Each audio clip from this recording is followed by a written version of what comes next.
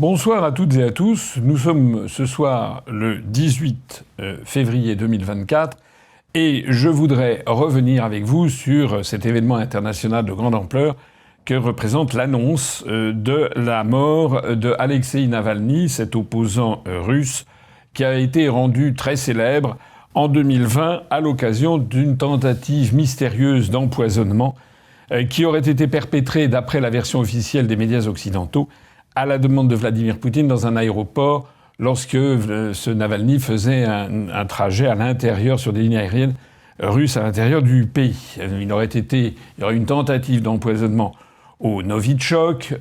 Ça avait été... En fait, il a été exfiltré. Les Allemands ont dit on va venir le chercher.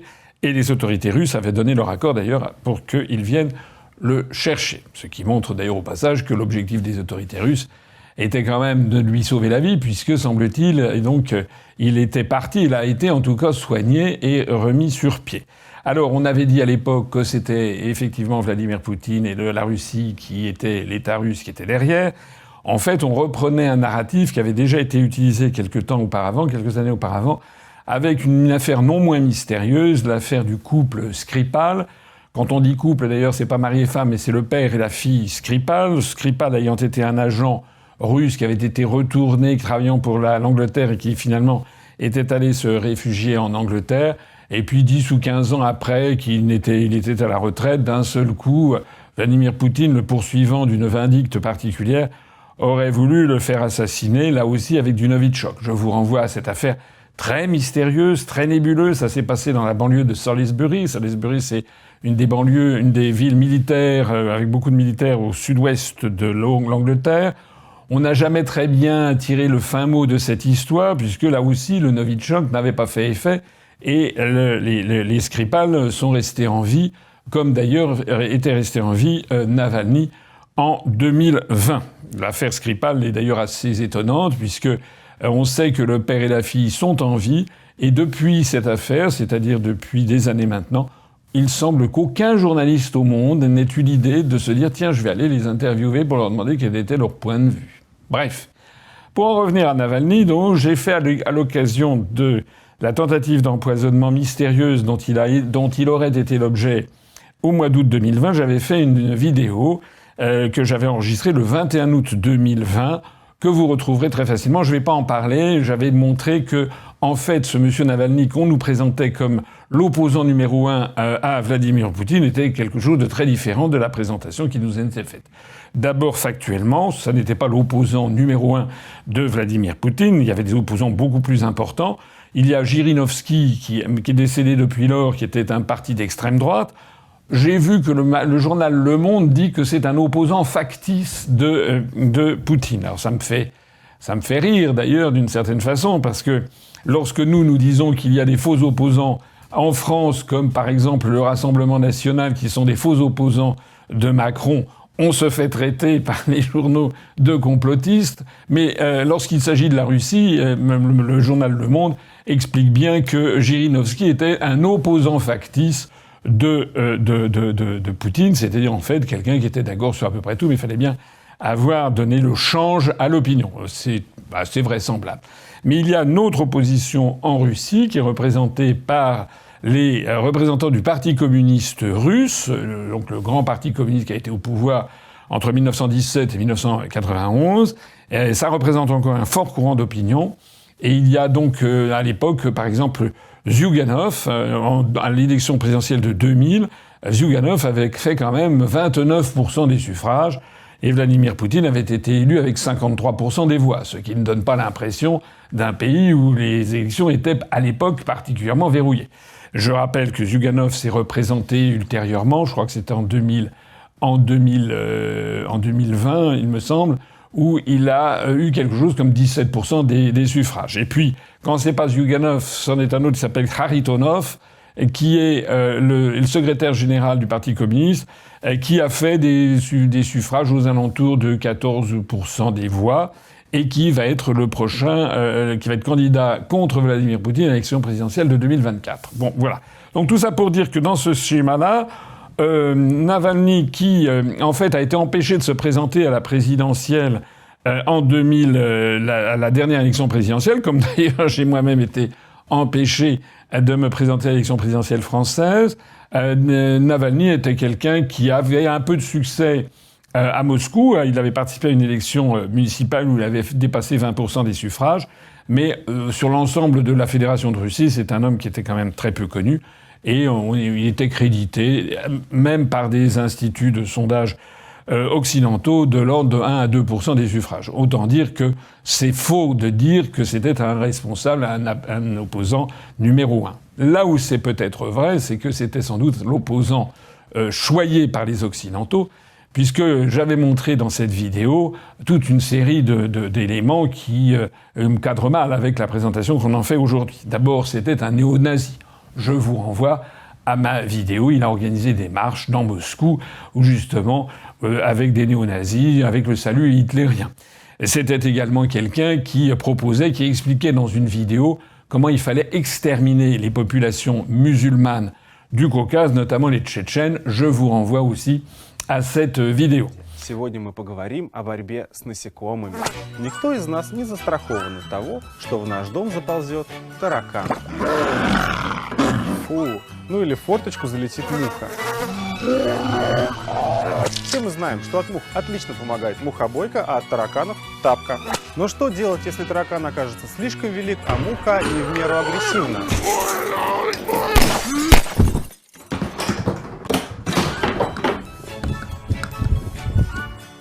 Ну а в этом случае я рекомендую пистолет.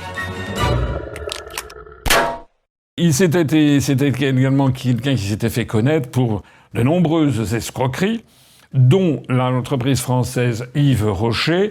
Je vous renvoie au dossier.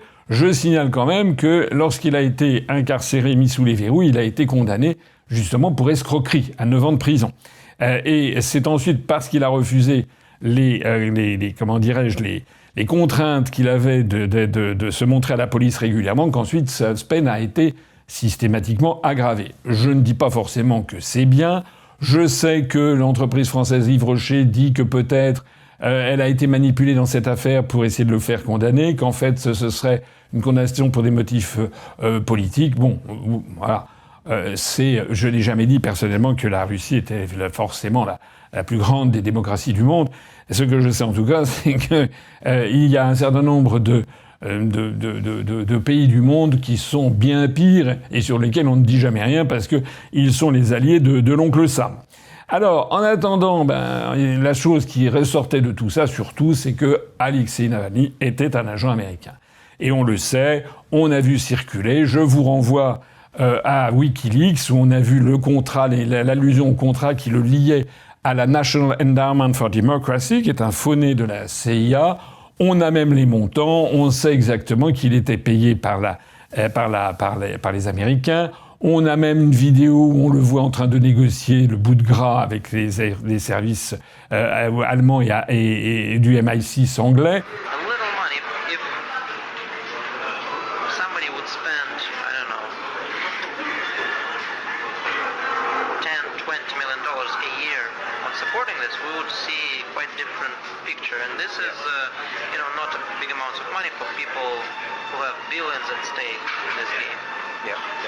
So that's the message that I'm trying to project in my fundraising effort and talking to people in business community. So you need to play on different chessboards. Mass products, civil initiatives, propaganda. Bref, c'était un agent de l'étranger.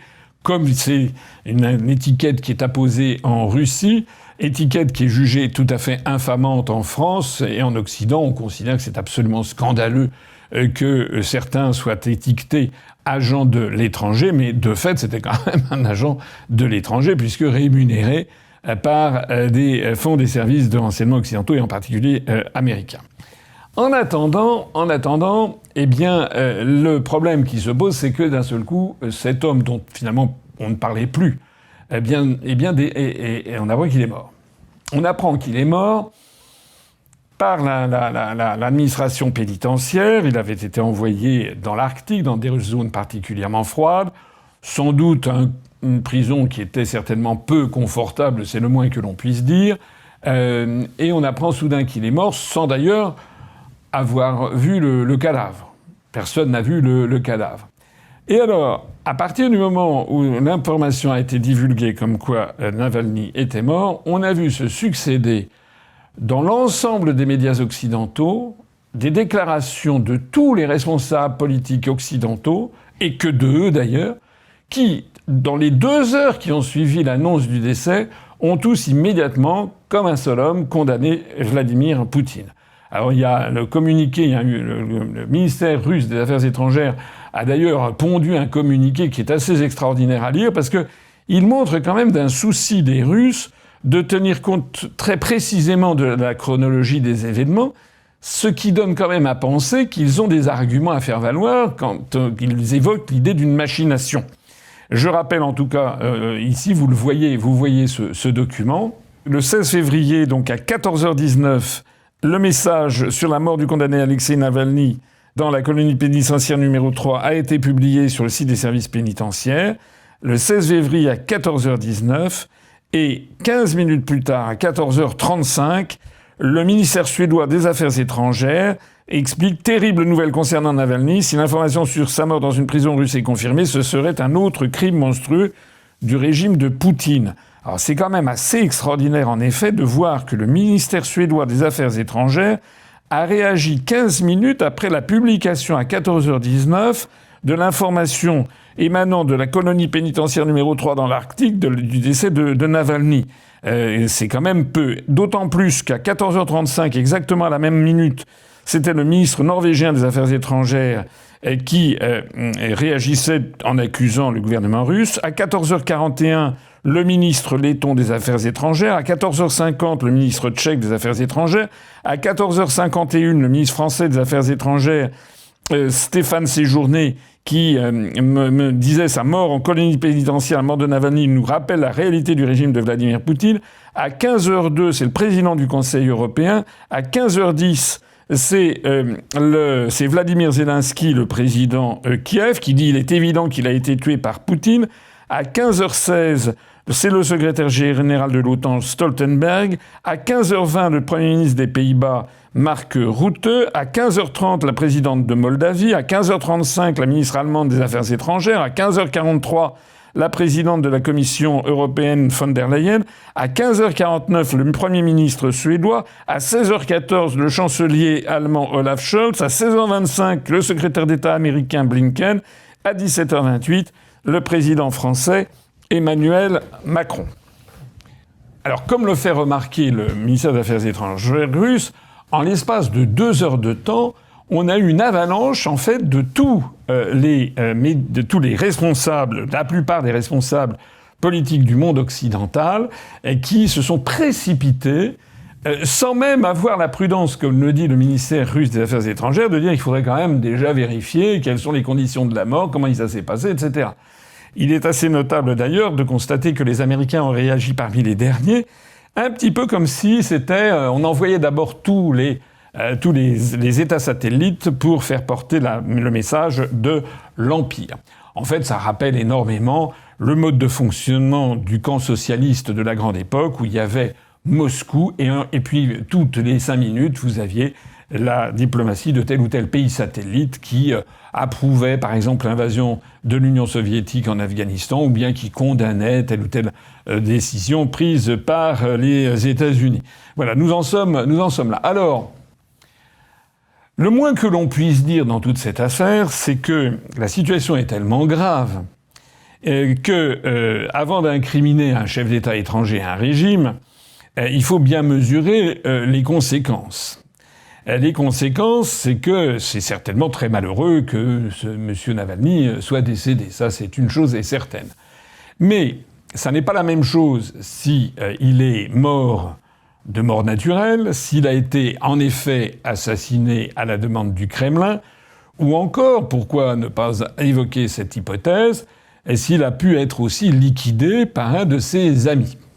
Alors je vois qu'il y a des gens qui vont me dire « Ouh là là, ça y est, le complotisme ». Non, je sais de quoi je parle. On connaît très bien que dans les services de renseignement, et on sait très bien que les Américains ou les Britanniques ne font pas dans la dentelle, et si nécessaire, ils peuvent liquider leurs propres agents si ça les sert. Il faut là-dedans avoir tout simplement l'approche classique des Romains, hein, qui prodette, à qui profite le crime. Si on regarde objectivement la situation, on peut se dire que le décès de Navalny est vraiment la chose la pire qui pouvait arriver à Vladimir Poutine en ce moment. Vraiment. Pourquoi ? D'abord parce que plus personne ne parlait de ce prisonnier. On avait de temps en temps, très épisodiquement, un vague article dans la presse. Bon, en fait, on n'en entendait pas parler du tout. Bon. Donc, pourquoi d'un seul coup s'en prendre à quelqu'un ? C'est comme l'affaire Skripal, à des gens qui sont des non-sujets. Deuxièmement, il va y avoir l'élection présidentielle le 17 mars prochain en Russie. Il est évident que la mort de Navalny, avec le commentaire qui est fait par les Occidentaux, évidemment jette une ombre supplémentaire sur Poutine, conforte le narratif de Poutine qui serait en fait un assassin, qui serait la monstruosité du régime de Poutine. Disons que ça ne tombe pas bien juste avant les élections. Et s'il avait vraiment voulu se débarrasser de Navalny, il aurait dû attendre que les élections soient passées. Troisièmement, et surtout, ça c'est un point important quand même dans la réflexion que l'on doit mener, c'est que Poutine venait de réussir un très grand coup médiatique qui était l'entretien avec Tucker Carlson. Tucker Carlson, ce présentateur américain qui est allé interroger Vladimir Poutine. Sur son seul compte, il a dépassé 200 millions de vues, et j'ai vu que selon certaines analyses, on estime qu'il y a 1 milliard de terriens qui ont entendu parler, vu des morceaux de cet entretien entre Tucker Carlson et Vladimir Poutine, ce qui fait de cet entretien probablement l'entrevue la plus vue dans le monde de toute l'histoire de l'humanité. Pratiquement 1 milliard de personnes auraient vu un morceau de cet entretien. Le moins qu'on puisse dire, c'est que c'était un très grand coup intelligemment porté par Poutine au narratif occidental.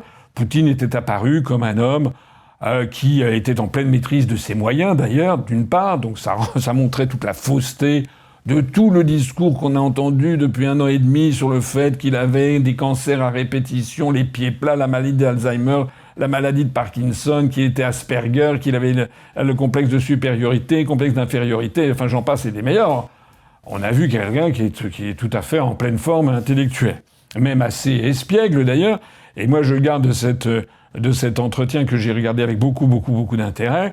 Je garde notamment tout l'épisode sur l'histoire qui montre que, comme les grands chefs d'État, Poutine c'est quand même quelqu'un qui a fait référence à une histoire qui fait d'ailleurs remonter à la dynastie des Rouriks, avant les Romanov, ce qui montre qu'il en a sous le pied, comme on dit. Hein. C'est pas comme nos dirigeants à nous, qui, semble-t-il, ne connaissent pas un traître mot de l'histoire de France, l'histoire de l'Ukraine et de la Russie, j'en parle même pas.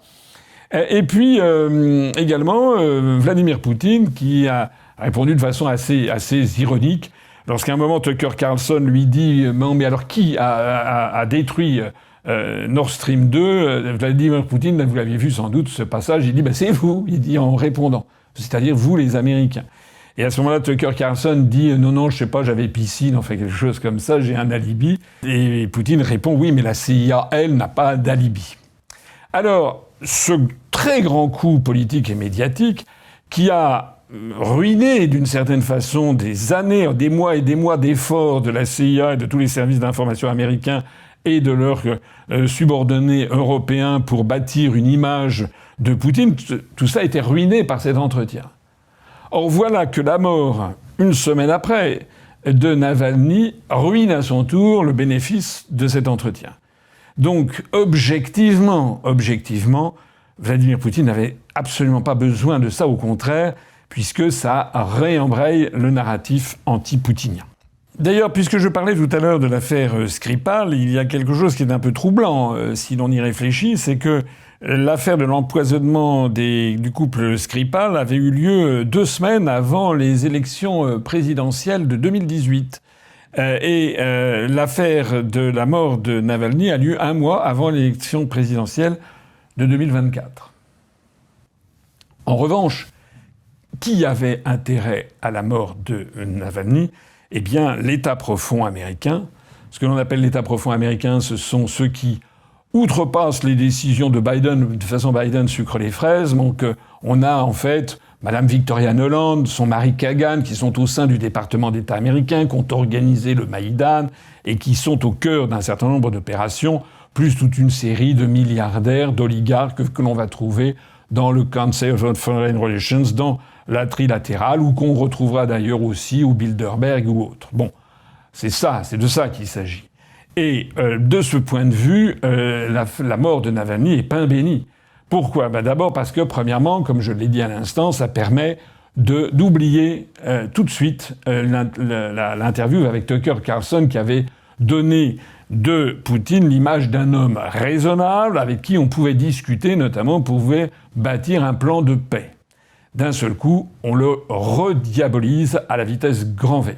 Ça, c'est le premier point. Le deuxième point, c'est que ça fait une pression considérable sur les républicains, notamment à la Chambre des représentants, où les républicains américains traînent des pieds, c'est le moins qu'on puisse dire, en fait bloquent pour qu'il y ait une nouvelle vague de 96 milliards de dollars versés à l'Ukraine pour favoriser la guerre. La guerre contre la Russie, la poursuite du conflit. Et donc actuellement, vous savez que tout ça est bloqué, que les Américains ne versent plus d'argent à l'Ukraine ni d'armement, que Biden demande, il passe un petit coup de fil, là, puis il demande à ses larbins, Scholz, Macron, etc., de donner des milliards. Nous, Macron vient de encore lâcher 3 milliards d'euros à Zelensky, à l'insu des Français, contrairement à toutes les procédures constitutionnelles normales, la consultation et le vote des parlementaires français. On est dans une situation en France qui n'est plus celle d'une démocratie, ni même d'une république, mais nous sommes dans une situation de pure autocratie, de dictature d'un homme qui décide d'absolument tout. Il est évident que la mort de Navalny va mettre maintenant une pression considérable sur les républicains américains pour qu'ils acquiescent aux 96 milliards de dollars.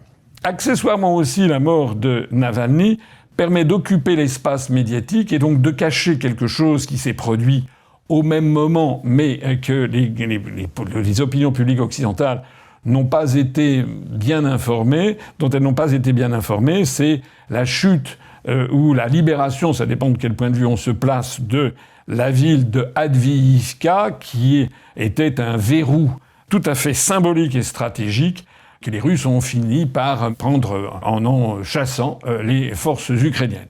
Donc c'est un revers majeur, d'abord parce que c'était quand même une place forte assez stratégique, même si bien entendu maintenant que la Russie a mis la main dessus, je vois les journaux qui, il y a encore 2 mois, expliquaient comment dirais-je, que l'Ukraine se battait ardemment pour garder cette position absolument fondamentale et stratégique. Maintenant que c'est tombé aux mains des Russes, il n'est plus question que c'est presque devenu une bricole.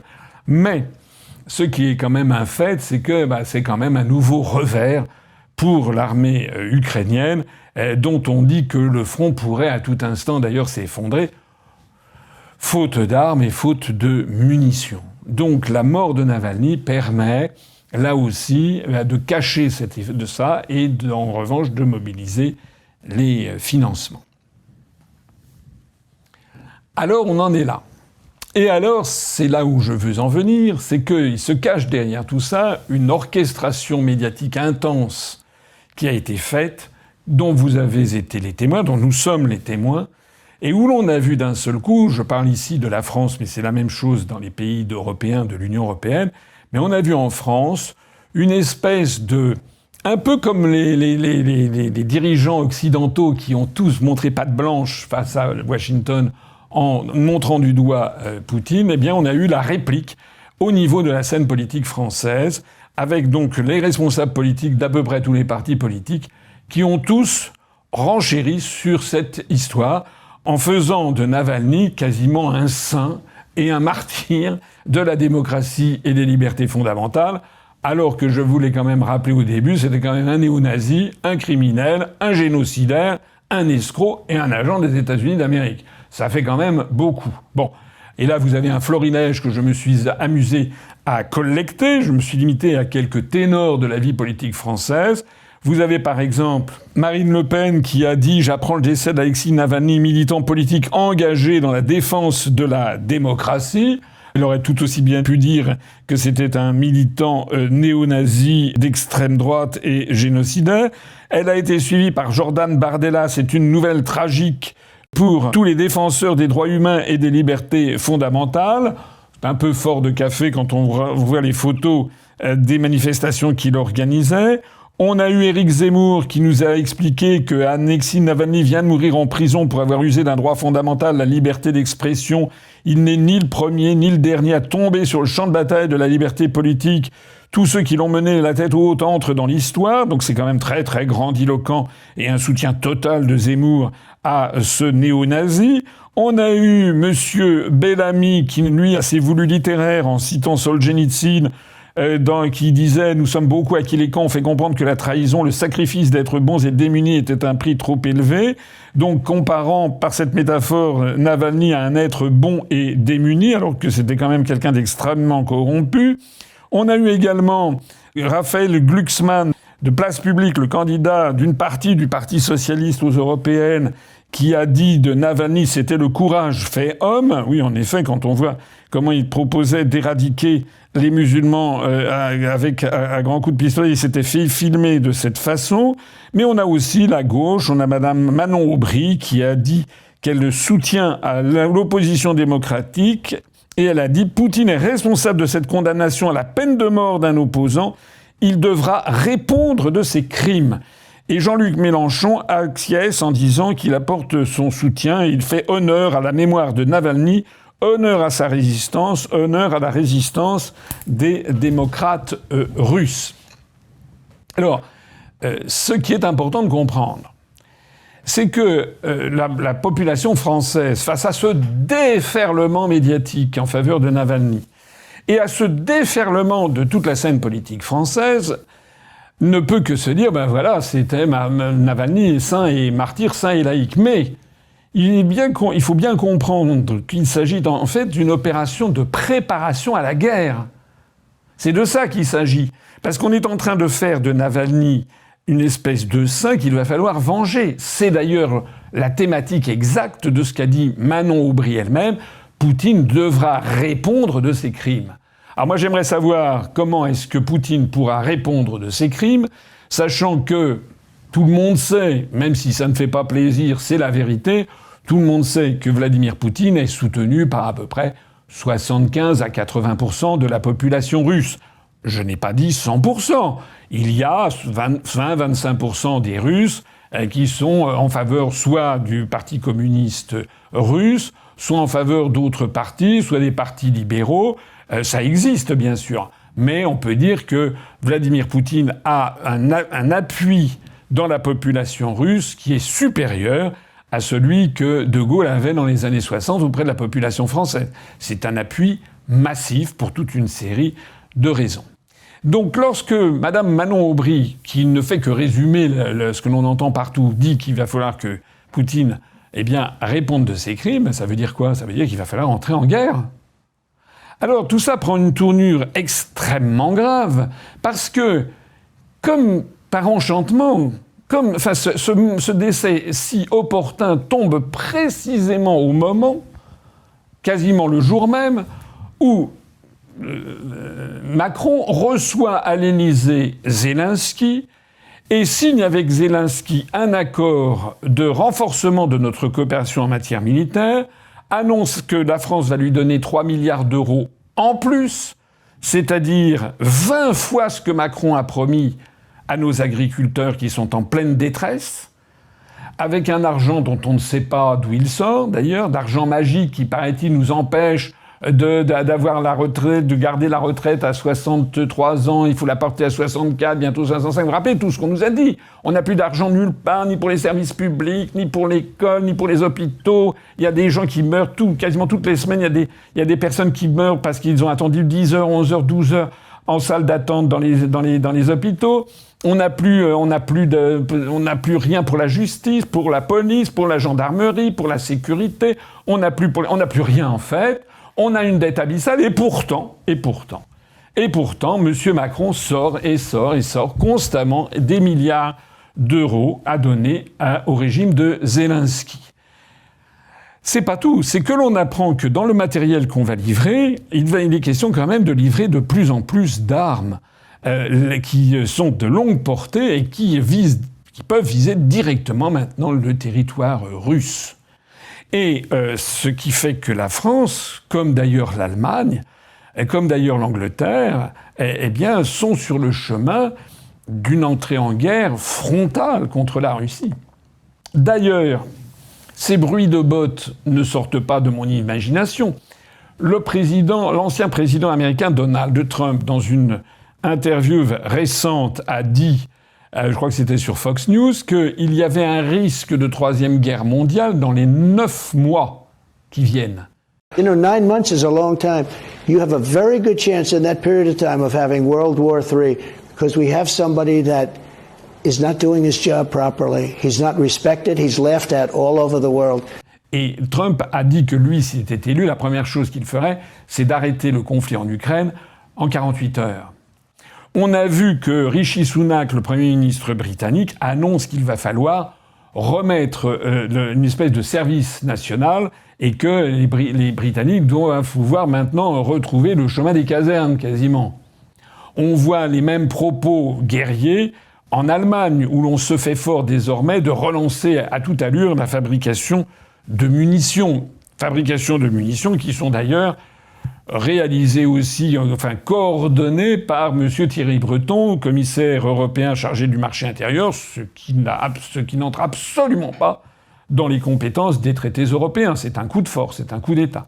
On a d'ailleurs vu Mme von der Leyen qui a expliqué que si elle était réélue présidente de la Commission européenne, eh bien, il faudrait créer un poste de commissaire européen chargé de la défense, ce qui est incroyable parce que ça n'est pas du tout prévu de faire de l'Union européenne un État ayant sa propre armée. Il y a une politique étrangère de sécurité et de défense, de coordination, mais pas sa propre armée avec un commissaire européen chargé de la défense. Ça veut donc dire qu'on voit bien qu'il y a des forces derrière qui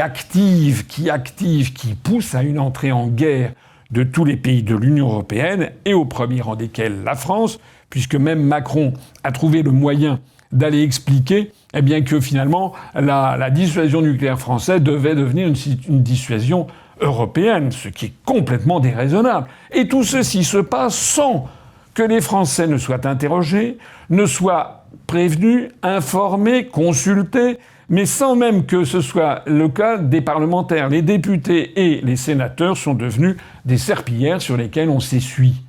Et je ne vois aucun média français, je ne vois aucun intellectuel français, je ne vois aucun dirigeant français, y compris de la pseudo-opposition, dire que tout ça ne va pas. C'est quand même incroyable de voir, et c'est pour ça que je signale toutes ces déclarations de Manon Aubry, Mélenchon, Bardella, Zemmour, Le Pen, Glucksmann et Bellamy, ils approuvent tous le narratif qui nous mène vers la guerre, en fait. Personne n'a trouvé le moyen, lors de ces nécrologies de Navalny, de faire autre chose qu'une espèce d'agiographie, c'est une histoire des saints, comme on dit, une espèce de panégyrique extatique devant Navalny, sans avoir la prudence, d'une part, d'expliquer que c'était quand même un individu très peu fréquentable, deuxièmement, que c'était un agent américain, et troisièmement, qu'il faudrait quand même en savoir un petit peu davantage sur les raisons de sa mort. C'est quand même un comble de voir que ce sont les mêmes responsables politiques qui gardent le silence total sur le sabotage de Nord Stream 2. Au bout d'un an et demi, on ne saurait toujours pas qui a détruit Nord Stream 2, alors que tout le monde sait en fait que c'est Washington. Mais en revanche, dans les minutes, dans le quart d'heure qui a suivi l'annonce de la mort de Navalny, tous ces gens, les mêmes qui ne savent pas au bout d'un an et demi qui a détruit Nord Stream 2, au bout de 15 minutes, tout le monde savait que c'était Poutine qui était le responsable de la mort de Navalny. Alors en résumé, bien, nous avons donc affaire à quelque chose d'extrêmement grave, qui est un unanimisme de tous les médias et de tous les responsables politiques ayant accès aux médias, depuis l'extrême droite jusqu'à l'extrême gauche, depuis Madame Le Pen, Bardella, Zemmour, jusqu'à Manon, Brie, Mélenchon, etc., en passant par tout l'arc politique. J'aurais pu citer, j'ai vu que Sandrine Rousseau y était allée. Alors évidemment, j'ai même pas parlé de Macron, de Stéphane Séjourné, de Mireille Braun-Pivet, enfin tout ça. Et tout le monde a versé une larme et a présenté Navalny comme un petit saint. Et tout le monde a pointé du doigt sur le fait que Poutine était un assassin. Et donc, qu'il va falloir lui faire rendre gorge. Et tout ceci s'inscrit dans le contexte que je rappelais à l'instant, qui est la montée en puissance de l'agressivité vis-à-vis de la Russie. J'ai vu d'ailleurs que le ministre de la Défense, le ministre des Armées, comme on dit maintenant, Monsieur Lecornu, a dit que, Poutine devenait de plus en plus agressif. J'ai vu aussi que c'était un argument qui avait été utilisé par Macron, comme si la mort de Navalny était considérée comme un acte agressif à l'égard de la France. Il est vrai que Navalny avait apporté son soutien à l'élection de Macron, puisque ce monsieur Navalny, qui était en prison, était quand même quelqu'un qui avait table ouverte dans tous les médias occidentaux. On se demande par quelle alchimie d'ailleurs. Il y avait en permanence des gens qui, semble-t-il, pouvaient aller le voir. Et donc Navalny était un des grands suppôts de Macron. En d'autres termes, un agent occidental. Et alors, là où ça devient vraiment grave, c'est que, malheureusement, tout est en train de se mettre en place pour nous entraîner vers une guerre imminente. Et j'en veux pour preuve un entretien hallucinant que j'ai vu, qui est passé donc hier, 17 février 2024, sur Europe 1, d'un certain Nicolas Tenzer, qui a eu droit à être interrogé pendant 33 minutes, s'il vous plaît. 33, moi évidemment, je n'ai jamais été interrogé sur Europe 1 depuis des années, mais lui 33 minutes, et il est présenté comme un spécialiste des questions stratégiques.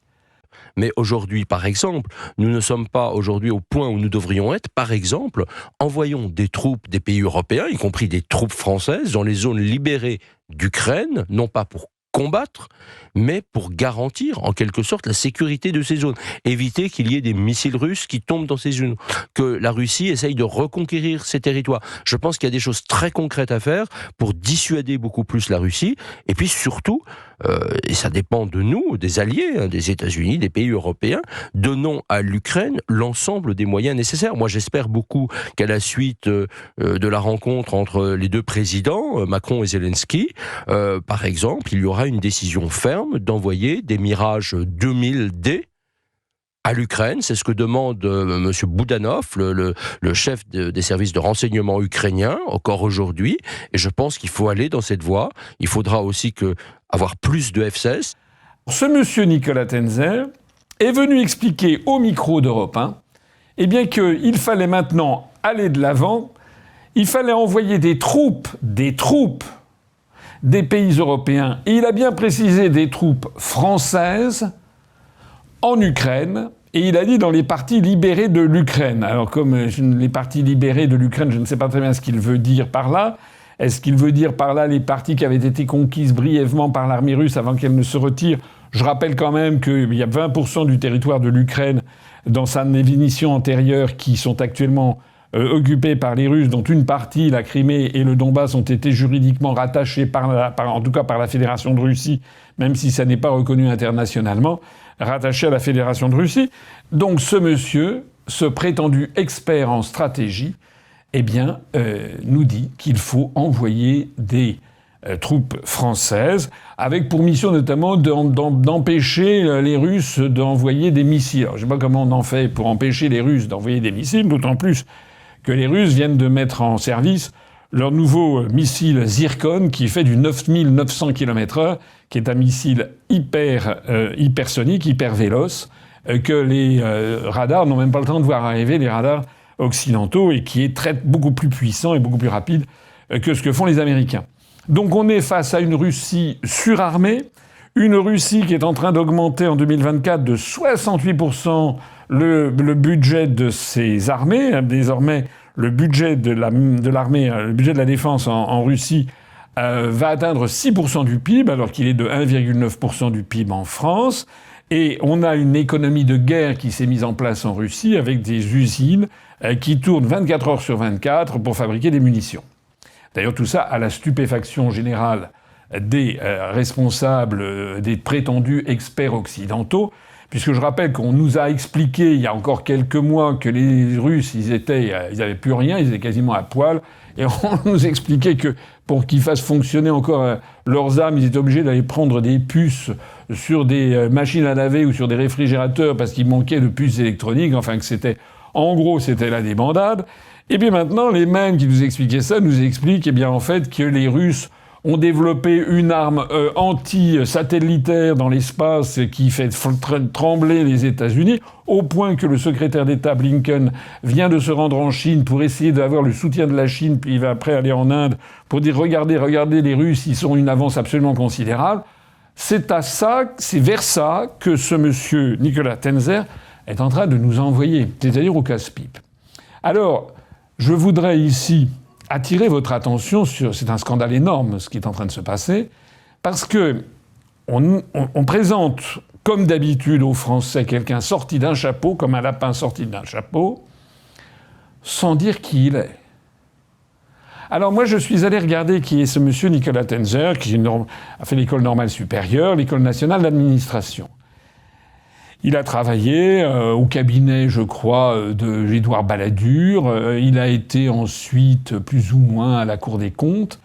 Mais surtout, il est passé par les fourches caudines des États-Unis d'Amérique. Et en particulier, il a été, pendant 5 ans, de 2010 à 2015, membre du directoire de l'Institut Aspen France. Alors c'est quoi l'Institut Aspen? Allez vous renseigner, vous découvrirez que c'est un de ces nombreux think tanks ultralibéraux et plus ou moins dans la main des néoconservateurs américains. Vous verrez notamment que l'Institut Aspen France est financé par la Carnegie Corporation de New York, par le fonds des frères Rockefeller, Rockefeller Brothers Fund, par, tiens, coucou les revoilous, la fondation Bill et Melinda Gates, et puis également la Lumina Foundation et la fondation Ford. Alors, la fondation Ford, tout ça, ce sont des fondations soit émanant de richissimes milliardaires. Bon, je vais pas vous présenter la fondation Bill et Melinda Gates, qui est un des principaux bailleurs de fonds de l'Organisation mondiale de la santé et qui contribue d'ailleurs à avoir transformé la santé mondiale, d'avoir mis aux mains des grands laboratoires pharmaceutiques et de Big Pharma. Mais quant à la fondation Ford, il s'est beaucoup dit, on a beaucoup dit que c'était un faux-né des financements CIA. C'est ça l'Institut Aspen France. Alors ça, c'était de 2010 à 2015. Mais maintenant, M. Nicolas Tenzer a changé de crèmerie, tout en restant dans le même genre d'établissement, puisqu'il se trouve désormais membre du CEPA, c'est-à-dire du Center for European Policy Analysis, depuis maintenant 12 ans. Alors, qu'est-ce que c'est que ce CEPA? Parce que ce Européen nous présente un expert sans nous dire qui il est. Le CEPA, le Center for European Policy Analysis, a été créé en 2005 à Washington et se consacre à l'étude de l'Europe centrale et orientale. Alors, je vous invite à faire ce que j'ai fait. Vous pouvez aller sur son site internet et vous allez découvrir le poteau rose, c'est-à-dire notamment qui finance ce CEPA. Alors, parmi les financiers de ce brave établissement, de ce brave think tank, vous avez Larry Hirsch. Alors, Larry Hirsch, eh bien, c'est un milliardaire américain qui est d'ailleurs le président et qui a servi comme président et PDG de Syntex Corporation. C'est une entreprise de BTP. C'est en fait une entreprise de BTP qui est notamment basée à Houston et dont on comprend qu'en fait, elle lorgne sur les marchés qu'il va y avoir de reconstruction de l'Ukraine.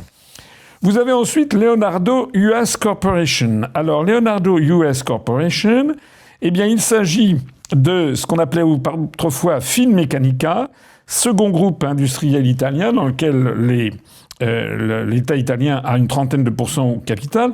C'est surtout un grand groupe d'armement. C'est un des premiers constructeurs au monde d'hélicoptères civils, un des principaux groupes internationaux du secteur aéronautique et spatial, spécialisé dans l'armement, les hélicoptères, l'aéronautique, l'industrie spatiale et l'énergie.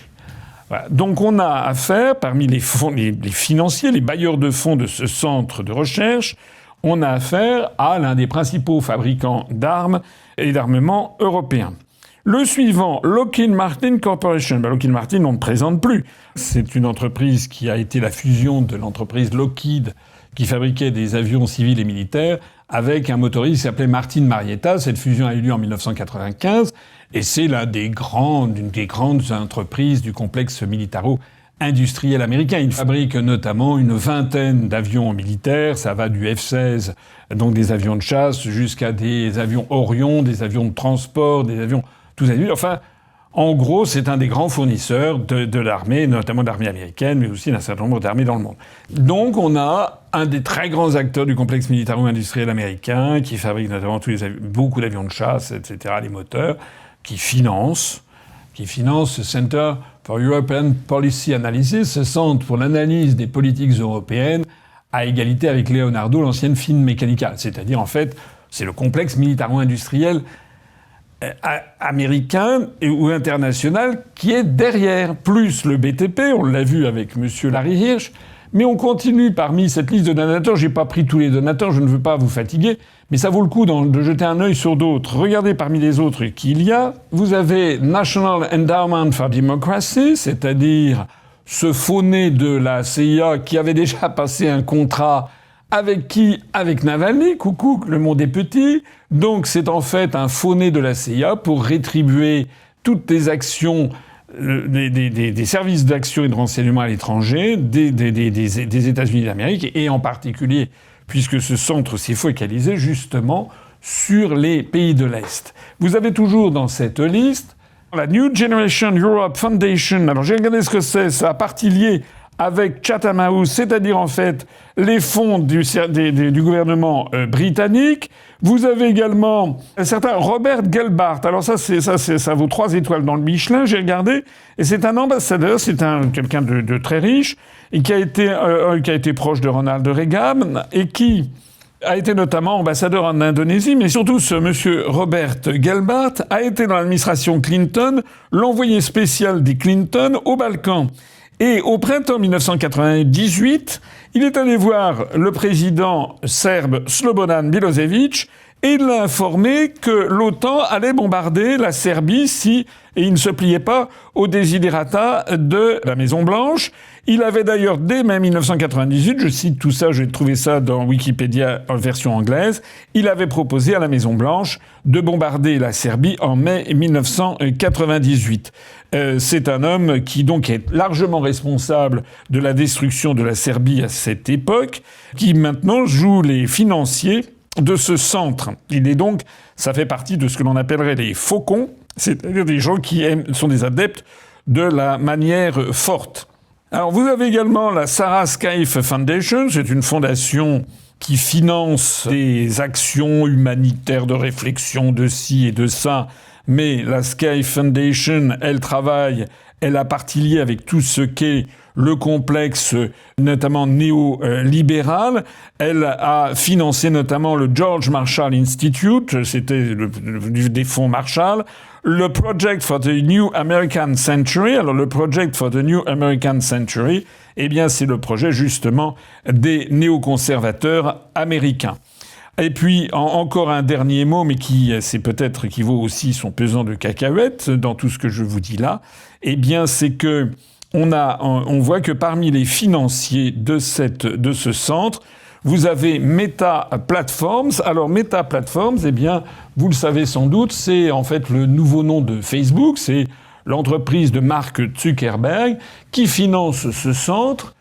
Et Mark Zuckerberg, non seulement finance ce centre, mais en ce moment, il est en train de se faire construire un ranch absolument gigantesque pour plus de 220 millions de dollars dans la principale des îles de l'archipel des îles Hawaï, dans l'île Hawaï, justement.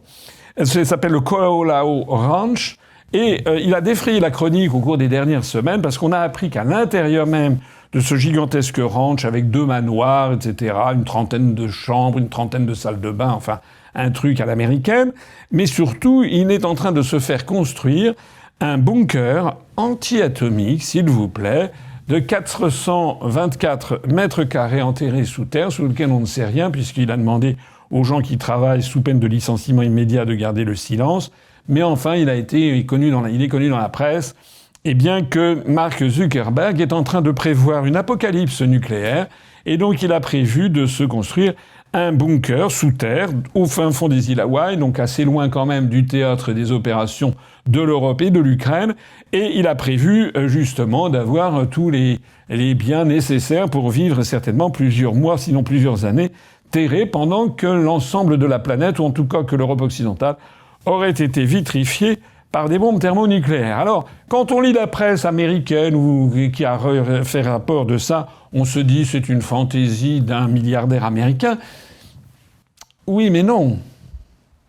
Parce qu'on a quand même affaire, comme vous le voyez, parmi les financiers de ce CEPA, Center for European Policy Analysis, on a affaire à des gens qui sont là pour la reconstruction, le BTP, déjà des représentants des entreprises du complexe militaro-industriel, des fonds qui sont main dans la main avec les services de renseignement américains, avec la CIA, avec également les néoconservateurs américains, et puis des généreux donateurs comme Mark Zuckerberg qui a prévu, lui, il a peut-être eu vent de quelques conversations dans son center, et il sait que le center en question promeut en fait une guerre à outrance contre la Russie et il se prémunit en se construisant, merci pour lui, un bunker sous terre. Voilà quel est M. Nicolas Tenzer, qui a droit à 33 minutes sur les radios françaises, sur Europe 1, pour expliquer aux Français, sous l'intitulé d'un spécialiste de géopolitique, alors qu'en fait il est le représentant bien précis de tout un univers, de toute une oligarchie euro-atlantiste à forte connotation américaine d'ailleurs, qui en fait veut la guerre contre la Russie, veut qu'il y ait des centaines de milliers de morts, ça ne les dérange absolument pas, pour continuer à fourguer leur matériel militaire et pour continuer à faire tourner le business, notamment pour la reconstruction. Tout ça, bien sûr, pour le plus grand avantage des grands fonds de pension du style Vanguard ou du style BlackRock, qui sont les propriétaires d'un certain nombre de ces entreprises et qui font tourner le business de la même façon. Vous savez que BlackRock a mis la main sur des milliers d'hectares en Ukraine. Alors, tout ceci sent très très très très mauvais. Je pense que vous vous en rendez compte. Je pense que vous vous rendez compte surtout que la France, il n'y a plus d'opposition dans les médias. J'espère que vous comprenez que le Rassemblement national, Madame Le Pen, Monsieur Bardella, c'est exactement ce que Le Monde disait de Zhirinovski en Russie, c'est une opposition fictive. Pareil pour Zemmour, c'est une opposition fictive. Pareil pour Bellamy, c'est une opposition fictive. Pareil pour LFI, c'est une opposition fictive. D'ailleurs, tous ces partis politiques, je ne parle pas des socialistes, de Horizon, etc., c'est évident. Mais pour eux, c'est plus facile à comprendre. Parce que les Français savent très bien quand même à quoi s'en tenir sur Édouard Philippe, sur Macron, sur Attal. Tout le monde a bien compris, Parti socialiste sur Glucksmann, tout le monde a bien compris que c'était la sphère des larbins numéro 1 à l'Empire américain. Mais ce qu'il faut bien comprendre, et ça que les Français doivent comprendre, c'est que c'est vrai aussi de tous les autres, puisque tous les partis politiques ayant pignon sur médias ont tous entonné le chant de la gloire de Navalny. Et d'ailleurs, aucun de ces partis politiques ne proteste contre l'accord à 3 milliards d'euros entre Macron et Zelensky. Aucun de ces partis ne lance la procédure de destitution contre Macron. Ça veut dire que dans leur tête, ils sont déjà otanisés, ils se sont déjà enrégimentés derrière l'OTAN, et ils nous entraînent au désastre national et au casse-pipe. Je terminerai ici, réfléchissez-y, faites circuler cette vidéo, regardez toutes les informations que je vous donne. En particulier, comment se fait-il que Europe 1 donne la parole à un va-t-en-guerre comme ce monsieur, dont j'imagine que s'il a des enfants, eux seront planqués aux États-Unis ou peut-être aux îles Hawaï, pendant qu'on en verra se faire tuer les enfants des Français, et en particulier, comme c'est malheureusement souvent le cas, des catégories les plus populaires de la population. Hein. Voilà la vérité. Vous avez un moyen, je l'ai dit, je le redis, je vais le redire, il y a un moyen que les Français donnent un grand coup d'arrêt à toute cette affaire. Ce moyen, il est dans votre main. Il suffit le 9 juin prochain que, en masse, vous alliez vous rendre au bureau de vote et que vous glissiez un bulletin de vote UPR, Asselineau, Frexit. Voilà. Donnez-nous notre chance. Ne votez pas pour Le Pen, Bardella, Zemmour, les filles. Ils sont derrière l'OTAN. Ils ne disent pas un mot sur la marche vers la guerre qui est en train de nous entraîner peut-être à un désastre historique. Ils n'ont pas dit ce qu'il fallait dire sur Navalny. Ils n'ont pas dit que c'était un agent américain.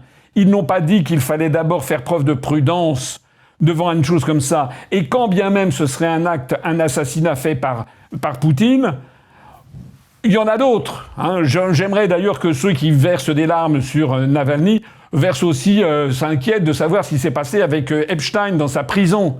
J'aimerais aussi qu'ils disent un mot sur ce qui se passe avec Julian Assange, qui est condamné à la mort à petit feu. J'aimerais qu'ils parlent aussi de la centaine de journalistes qui sont morts à Gaza en 2023, sur lequel personne ne bronche, pour ne pas parler d'ailleurs des dizaines de milliers de morts à Gaza. Donc en fait, on se focalise, on veut faire pleurer dans les chaumières sur une personnalité. Je ne suis pas là pour défendre Poutine. Je suis là pour défendre la France. Je n'ai pas de valise de Poutine, mais je n'ai pas non plus de valise des États-Unis, moi. Et donc je suis là pour dire aux Français la vérité, c'est que si personne ne réagit, nous allons vers un nouveau 1914. Un 1914 avec un risque de dérapage vers une guerre thermonucléaire.